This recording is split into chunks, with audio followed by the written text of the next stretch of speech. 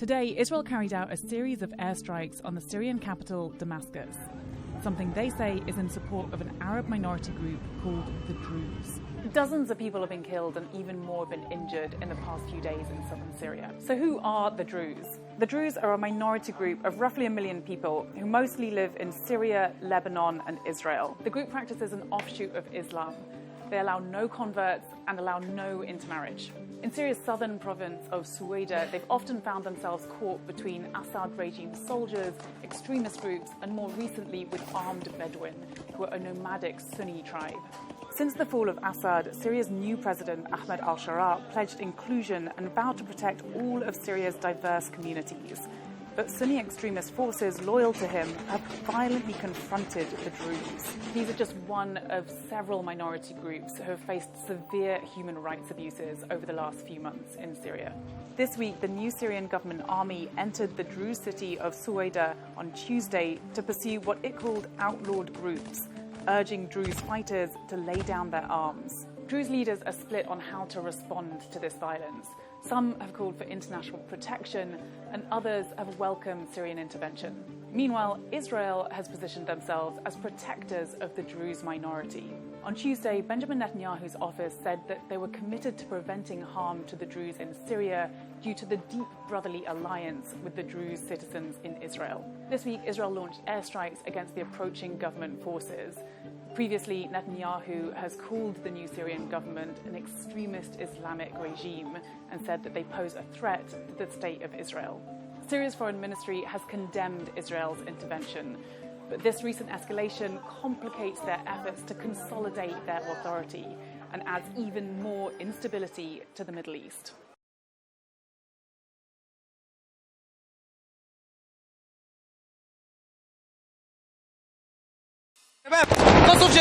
Israeli bombs rock the Syrian capital of Damascus, striking the defense ministry in an area near the presidential palace. At least 3 people were killed and 34 injured in the strikes, according to the country's health ministry.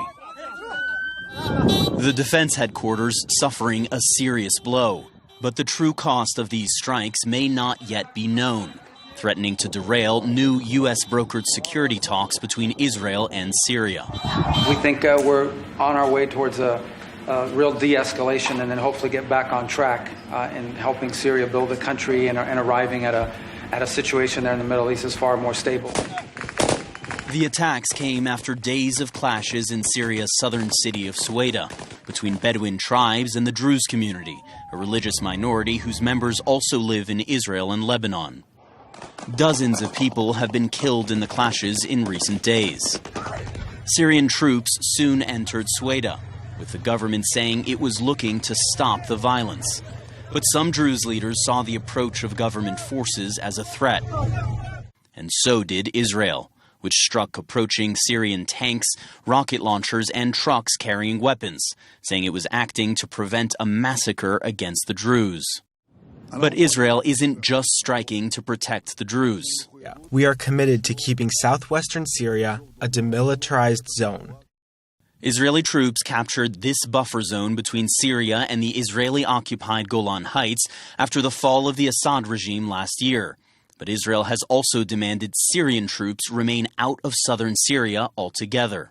In the Israeli-held Golan Heights, the large Syrian Druze community here is deeply impacted by attacks on the Druze in Suwayda. أنا مرتي من سوريا وخوالي من سوريا وعائلتي كل شيء من سوريا من سويدا فأنا عم بشوفهم إنه ذبحوا كحتهم برات بيوتهم سرقوا بيوتهم حرقوها وقاعد هون بدون ما أقدر أعمل شيء فكثير شيء صعب علي هالشيء اللي نحن حرقنا محروقين.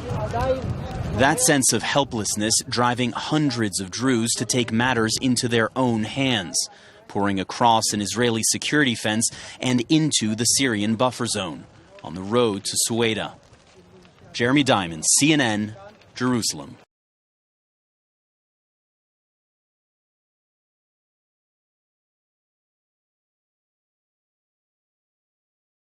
It's complicated, obviously. These are historic, long-time rivalries between different groups in the southwest of Syria, Bedouins, the Druze community, and it led to an unfortunate situation and a misunderstanding, it looks like, between the Israeli side and the Syrian side.